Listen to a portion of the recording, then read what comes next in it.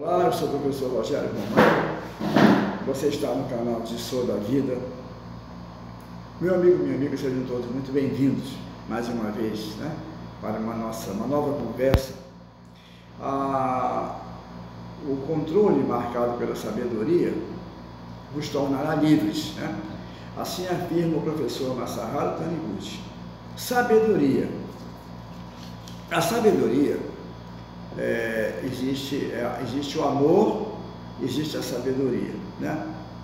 O budismo privilegia a sabedoria, enquanto o cristianismo privilegia o amor, né? Mas vamos ver uma questão importante, né? A sabedoria, ela realmente ela tem uma ascendência sobre todos os demais, sobre os demais atributos de Deus ou virtudes de Deus, né? Se não, vejamos o que o professor Taniguchi nos fala a respeito. Quando alcançamos o despertar espiritual, à luz da sabedoria, desaparecem as aflições mundanas, as dificuldades na família, a enfermidade, a carência, o desemprego, etc, etc, etc, etc. Quando alcançamos o despertar espiritual à luz da sabedoria. Mas é preciso entender que essa sabedoria não é a sabedoria do mundo, desse mundo da ilusão, do mundo do fenômeno. É a sabedoria maior, é a sabedoria transcendental, né? É a sabedoria do Dissô. É um instinto divino, podemos dizer assim, né? Usar esse termo para figurativo. Muito bem.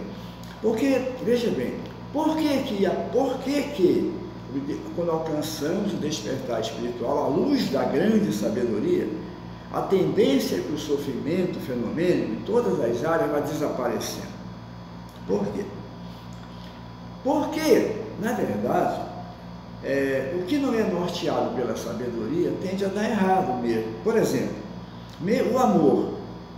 O amor é um sentimento poderosíssimo, é vital, né? O amor é o sangue da vida, né? Vamos dizer assim, o amor é tudo na vida. Mas, entretanto, se ele não for tutelado, norteado pela sabedoria, ele acaba sendo um amor que só traz sofrimentos. Por exemplo, muitas vezes, na vida conjugal, um marido pode amar demasiadamente a esposa, ou o contrário, a esposa amar demasiadamente o marido. O casal se ama muito, mas se o amor desse casal não for norteado pela sabedoria, a sabedoria é o mais importante de tudo na vida realmente, porque se não for, esse amor vai acabar trazendo, ao invés de trazer felicidade, plenitude para a vida daquele casal, vai trazer sofrimento. Porque, por exemplo, se um dos cônjuges, em função desse amor apego, fenômeno, for muito ciumento, vai haver problema, porque a pessoa que sofre aquela pressão do ciúme, ela acaba ficando tolhida na sua liberdade, né? E o tolimento causa sofrimento, certo? Olha aí, hoje o amor causando problema, né? Mas se esse amor for norteado pela sabedoria, isso não vai acontecer, porque o cônjuge, o marido sabe, ele tem certeza, guiado, se aquele amor for norteado pela sabedoria maior, ele sabe que na essência todos somos filhos de Deus perfeitos e maravilhosos. Todas as esposas são maravilhosas. Não há esposa que traia o marido diante do Dissô, não. Então, essa sabedoria, uma vez assimilada, incorporada, ela gera tranquilidade, ela gera paz em você, primeiramente.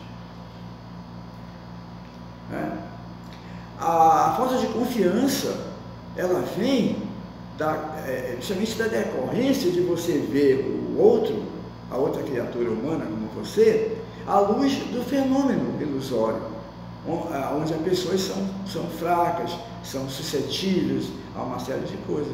Mas se você olhar para a pessoa à luz do Dissô, contemplar a essência divina nela, desaparecem todos os medos e inseguranças. E essa vibração nessa realidade última da sabedoria vai gerar em você uma situação de harmonização interior e de energização tão positiva, tão maravilhosa, que esse sentimento que está em você passa para o outro, afeta o outro, transforma o outro de maneira altamente positiva. Né? Você veja um exemplo, às vezes também, o amor também, entre pais e filhos também sofre desse mesmo problema. Um pai às vezes ama demasiadamente o filho, e em função desse amor, ele quer ver o filho feliz, ele quer proporcionar felicidade ao filho. Né?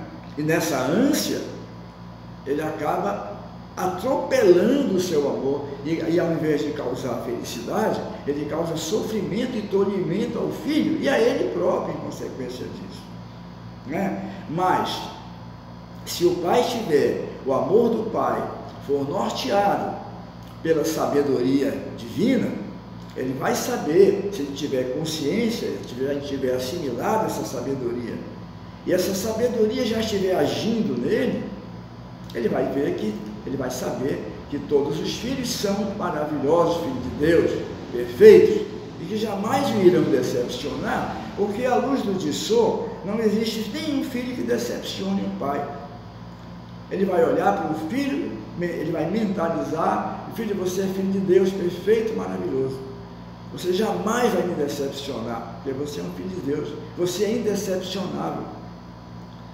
E esse sentimento, essa segurança, essa firmeza, essa convicção, vai ser incorporada pelo filho, produzindo efeitos maravilhosos na vida do filho e na vida do pai, dos pais.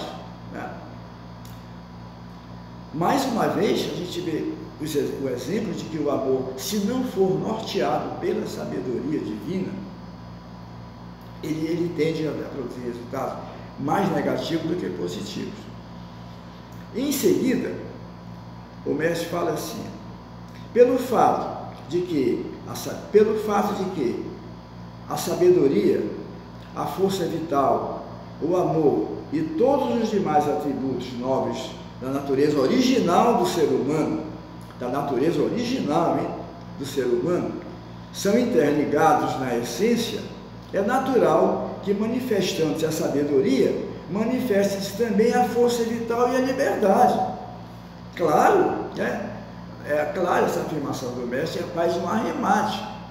Se está tudo interligado, né? É natural que, manifestando a sabedoria, tudo, como está tudo interligado, é natural que, em consequência, venha a plenitude, né?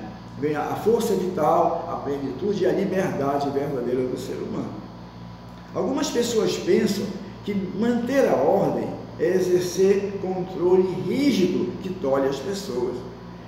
É isso que acontece. Algumas pessoas pensam que manter a ordem é exercer um controle rígido sobre as pessoas. Né? Por exemplo, um professor numa sala de aula, ele vai agir para manter a ordem com seus alunos, um controle rígido sobre os alunos. Mas isso é um grande equívoco. Isso às vezes gera um efeito contrário. Né? A gente vê muito isso acontecer. Se certo tipo de controle priva da liberdade grande número de pessoas, com certeza esse controle não é norteado pela verdadeira sabedoria. E precisa ser melhorado em vários aspectos.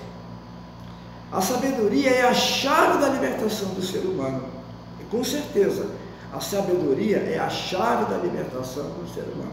Só quando a sabedoria divina, a sabedoria do alto, a sabedoria inerente ao Dissô, só quando essa sabedoria nortear, comandar todas as nossas ações, né, comandar nossas palavras, nossos sentimentos, né, nossos comportamentos na vida cotidiana, é que nós poderíamos obter a verdadeira liberdade e a consequente verdadeira felicidade neste mundo.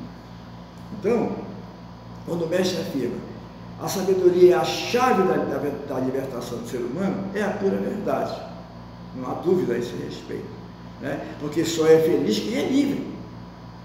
Liberdade é sinônimo de felicidade, mas a liberdade, mais uma vez, também só vai funcionar, também só vai ser positiva se norteada pela sabedoria. É sábio você aproveitar, você ser livre para se embriagar, para cultivar vícios, se deixar dominar por vícios? É sábio. É sábio você aproveitar a liberdade para se degradar? Não é sábio. Não é sábio porque isso leva à infelicidade. E vai acabar tolhendo a tua liberdade lá adiante, né? Então, a liberdade, principalmente a liberdade, é sábio você usar a liberdade para ser indisciplinado na vida? Não. Não é sábio, né? É sábio você ter a liberdade de decepcionar, não corresponder aos seus deveres na vida, como cidadão, como ser humano, digno, como filho de Deus, digno que você é? Não é válido, né? Então, até a liberdade, principalmente a liberdade, essa sim que tem que ser norteada e tutelada pela sabedoria. Se a liberdade for tutelada pela sabedoria, nunca precisaremos tolir a liberdade de ninguém para que haja liberdade, para que haja felicidade. Nunca precisamos tolir os outros para poder haver liberdade, né? Não precisaremos, tá? É isso aqui. Manifestando a sabedoria verdadeira, tornamos-nos realmente livres. Manifestando, o mestre insiste, manifestando a verdadeira sabedoria, só assim seremos realmente livres, né? Por isso, Jesus fez afirmações tais como: a verdade vos libertará, e eu sou o caminho, a verdade e a vida. Conhecer a verdade implica a ação da sabedoria. Aqui tem uma coisa, essa frase do mestre tem um teor, um significado muito importante para ser analisado aqui. Olha, conhecer a verdade implica a ação da sabedoria. Aí o mestre quer se referir aqui a uma sabedoria ativa e não passiva, né? Vejamos, a sabedoria existe desde o princípio dentro do eu verdadeiro. Ela é inerente ao nosso dissolo. Isso está subentendido na afirmação: eu sou o caminho, a verdade e a vida.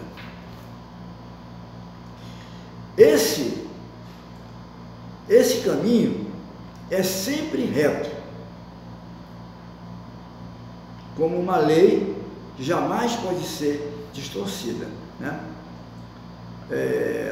O mestre cita aqui o exemplo que um buscador da verdade, certa ocasião, encontra uma senhora já muito idosa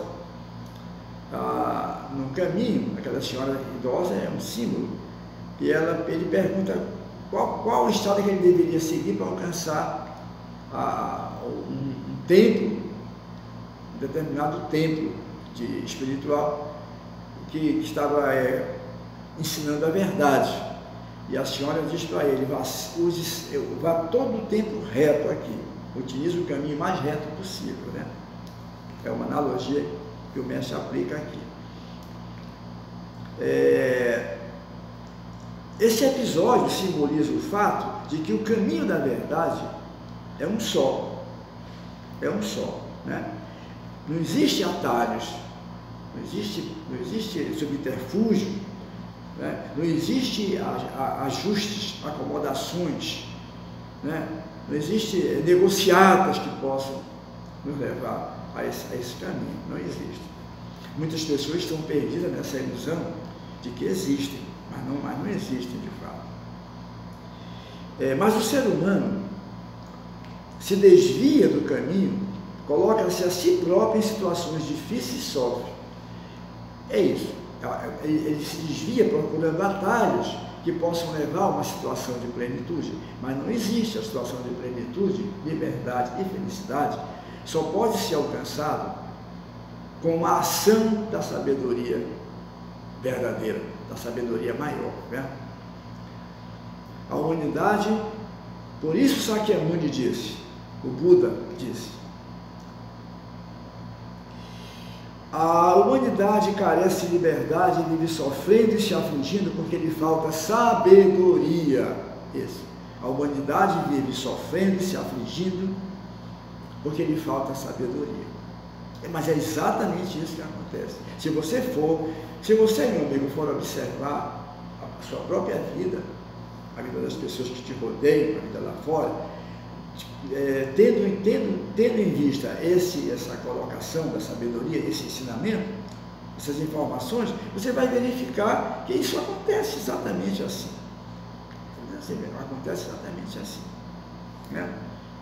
Quando você tenta, muitas vezes até um amigo, uma amizade, por exemplo, ela precisa também de muita sabedoria para ela ser cultivada e mantida por longos anos, né? Porque se aquela amizade não for também moldada e norteada pela sabedoria, acaba não dando certo, também não funciona, não vai funcionar, né? Então, toda sabedoria será livre e feliz. Toda sabedoria conduz à liberdade e à felicidade. Essas palavras coincidem com a afirmação de Jesus Cristo: a verdade vos libertará. A verdade vos libertará. E a gente sempre costuma dizer que a verdade vos libertará. A verdade é a sabedoria em ação. A sabedoria em ação, ou seja, a sabedoria em ação significa que a sabedoria assimilada e incorporada na nossa vida, ela se torna ação. E essa sabedoria em ação é a verdade que nos tornará livres. Ninguém quer se libertar de coisa boa. Quando se fala assim, que a verdade nos tornará livres, evidentemente que nos tornará livres de coisas negativas, de coisas que nos causam sofrimento. Não é verdade? É mais do que óbvio, mais do que claro isso. Então, somente a sabedoria aplicada à vida cotidiana, a grande sabedoria, a sabedoria do Tissot, a sabedoria que não vê o fenômeno ilusório, transcende o fenômeno ilusório, vendo a realidade iluminada e maravilhosa que jaz, subjacente a essa realidade ilusória, e agradece, contempla e agradece e louva, é que realmente nos tornará livres e, consequentemente, realizados, plenos e felizes. Voltaríamos a falar sobre esse tema da sabedoria. Muito obrigado pela atenção mais uma vez e até a próxima oportunidade. Muito obrigado.